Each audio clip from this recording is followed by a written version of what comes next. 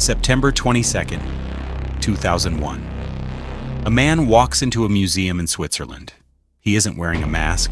He isn't carrying a gun. He's smiling, just like every other visitor. For nearly an hour, he slowly walks through the galleries, stopping to admire priceless works of art. Then, he notices his chance. The security guard looks away for just a few seconds. The man carefully removes a priceless artifact from its display. He hides it under his jacket and calmly walks toward the exit. No alarms, no chase, no panic. Just another visitor leaving the museum.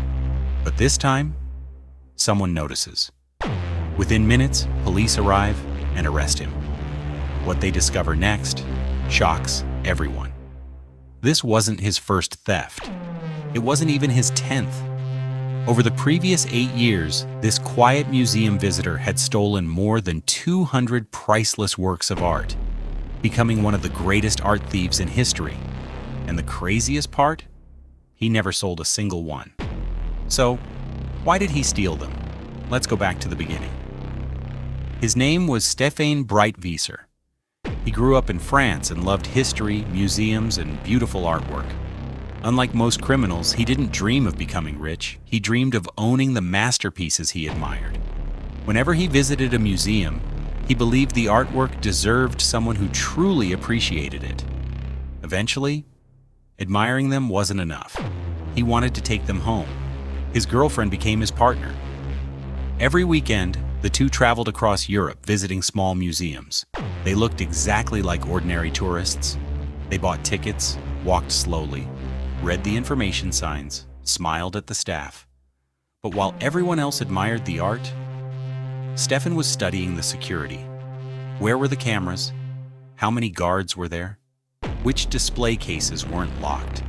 He would wait patiently for the perfect moment. Then, within seconds, he would remove a painting, an antique weapon, or a small sculpture, hide it under his long coat, and calmly leave through the front door. It sounded impossible, yet it worked. Again, and again, and again. Year after year, museums across Europe kept reporting mysterious disappearances. France, Germany, Belgium, Switzerland, Austria. No one realized the same man was responsible.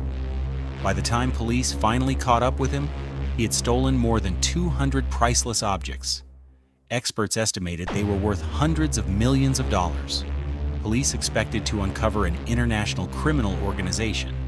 They expected secret buyers, hidden auctions, black market dealers. Instead, they found something nobody expected. Every room in Stéphane's house was filled with stolen art. Paintings covered the walls. Ancient treasures filled cabinets. Historic objects sat on tables as if they were ordinary decorations. He had built his own private museum, not for profit, just for himself. After his arrest, police believed they could recover nearly everything. But then tragedy struck.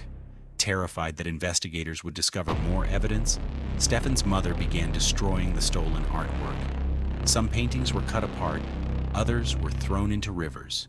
Centuries of history disappeared forever. Masterpieces that had survived wars, fires, and revolutions were destroyed inside an ordinary family home.